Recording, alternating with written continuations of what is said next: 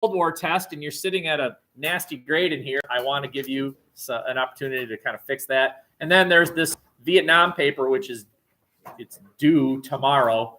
And of course, I want to give you time to work on that as well. But I do want to start the conversation about the second Persian Gulf War.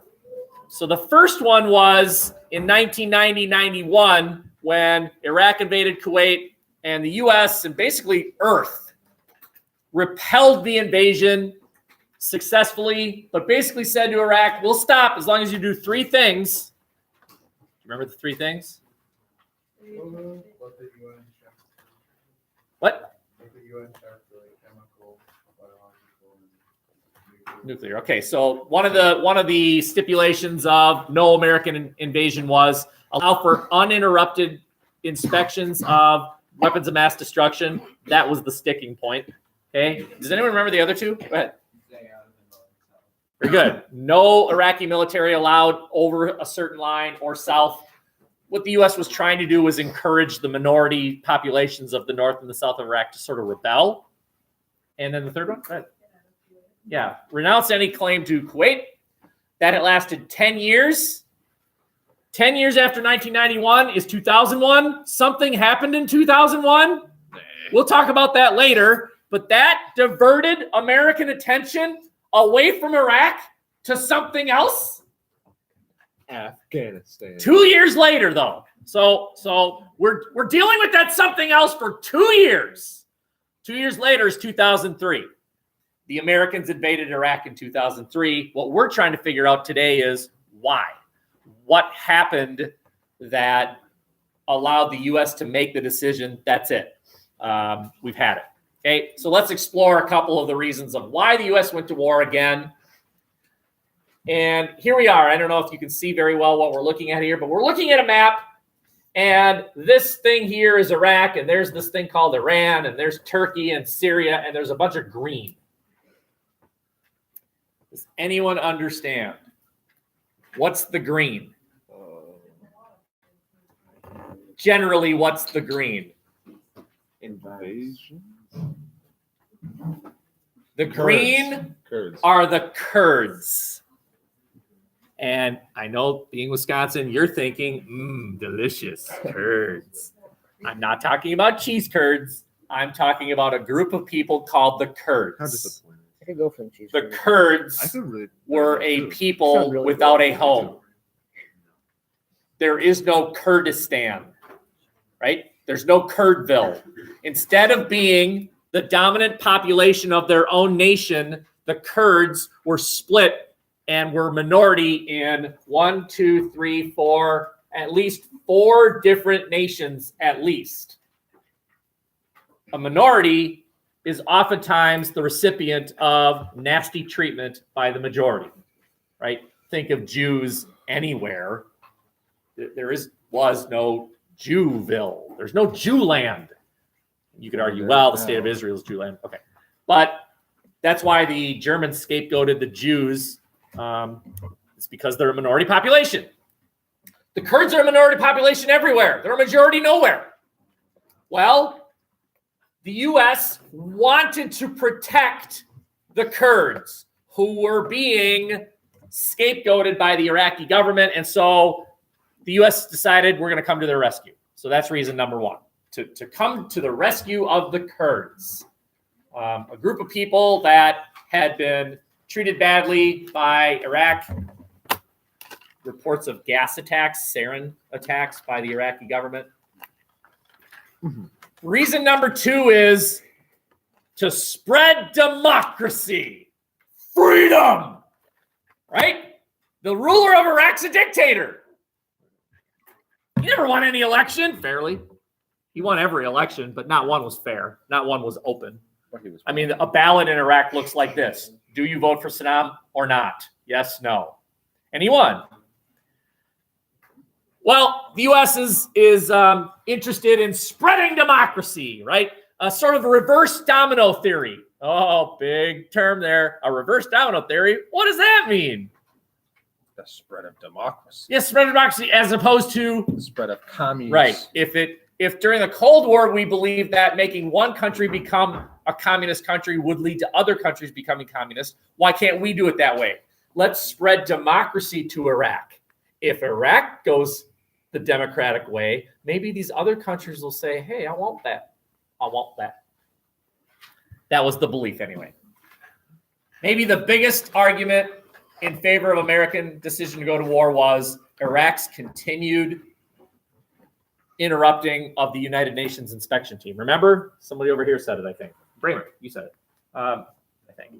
Someone else said it, right? That the United Nations was supposed to be able to inspect Iraq for weapons of mass destruction, but that Iraq constantly interrupted.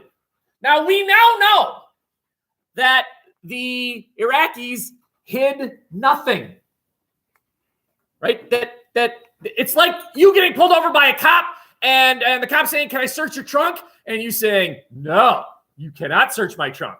And then the cop goes rogue and opens the trunk anyway. And what's in there? Cute little rubber duckies.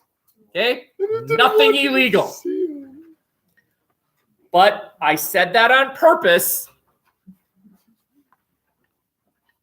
Let me ask this. Can you figure it out? Why? Why did Iraq prevent the inspection of happening when they didn't have it? They didn't want it. It's kind of like sovereignty. That's, maybe partly you're right. Sovereignty. They had rubber duckies. Now, I'm not being literal here, but they didn't have the weapons of mass destruction, just like you didn't have any illegal drugs in your car, but they had rubber duckies. Torture. They had something that they did not want the world to know about. And that something is really messed up. What they had was, that they didn't want the world to know about, no weapons of mass destruction. You're a wimp. That's what Iraq did not want the world to know. That we are weak. If you don't have any weapons of mass destruction, you are a wimp. They did not want the world to know it, especially their fellow Arab countries. Iraq is a bad mofo. But they're not. They're really not. They're embarrassed. You're not. It's like when SpongeBob, right, inflates air into his arm so he looks really strong, but he isn't. That's what Iraq is. SpongeBob.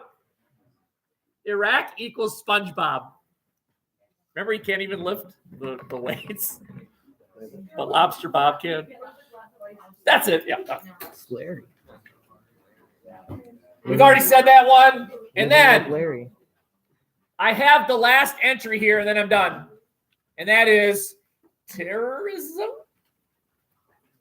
Now, you probably don't know what I'm talking about, but 2 years prior to the American invasion of Iraq, this was 2003, 2 years before, something happened. The belief was Iraq had something to do with it. So we're going to attack Iraq because they did something 2 years ago. Now, we haven't talked about that thing, so I'm sure many of you are like, what's he talking about? Well, stay tuned. You now are looking at the list. Why did the U.S. invade Iraq in 2003? Right there. Now, what we can do is look and say, well, wait a minute. Are these legit arguments? Ready? Iraq had a dictatorship. We tried to eliminate him, right? For sure. What about the dictator of Russia? Did we eliminate him? Hey. What about the dictator of China? How about the dictator of North Korea? Hey. Why did we pick Iraq? They... Right? That's hypocritical. That's like the cop passing the other people going 80 and pulling you over because you're going 80. And you're like, what about the people you passed going 80 to pull me over? And the cop's like, can I have your license and registration? You were going 80. And you're like, yeah, but, right? It's like the teacher walking by the people on their cell phones and telling you, get off your phone. And you're like, you walked by other people. You even laughed at the one picture that one girl was looking at. That's what's going on here. Okay? My experience. Weapons of mass destruction. Did they interrupt once in a while? Yeah, but they didn't have any weapons of mass destruction. Right? Think about this. A guy goes into a bank and he's got a trench coat on and he's got his finger, like his hand in the pocket, and it's jutting forward, and he goes to the bank teller and says, "Give me all your money or I'm going to shoot you." And you're the security guard and you see what's going on, and so you get your gun and you shoot him. And as he falls dead, his hand comes out revealing that rubber ducky. Rubber duckies are important today. Now, are you in trouble? As the top? Are you the security guard in trouble? No. Why not? It's a law, something like reasonable intent. I see. When someone has a rubber ducky, shoot them. It's reasonable. Follow the story. Did you tell him to freeze? Did you tell him to drop the gun? Did you tell him to take his hands out of his pockets? Nope. You shot the guy. Hey, bam. Security guard probably wouldn't even get manslaughter though. Stop changing the story. He'd be fine. Yeah, it'd be 100%. Let's reject this one. Iraq had nothing to do with that thing that I haven't told you about 2 years ago. There was no credible evidence that Iraq had anything to do with what I haven't told you about that happened 2 years ago. These things start falling apart if you look at them with hindsight. Gee, in hindsight. But of course, that's the advantage of hindsight. You can look back and say, gee, we shouldn't have done that. I think it's the advantage. At the moment, maybe if you believe something's true, then you have to act on it, right? The cop didn't know that you had a rubber ducky in your. By the way, why do you have a rubber ducky in your? Right? Okay. Georgie wanted a little. Any questions? Okay. You do have about 15 minutes. You do have a Cold War test. About 10 of you haven't done that bad boy yet. You should do that. You have a Vietnam paper due tomorrow. You worked on that. You also, many of you still have these presentations that maybe you're not quite done with. Maybe you should work on that. There are the porta potties. Rest of the hour is all yours. Do you have the rest of the slides for the Vietnam paper? I can put them on there.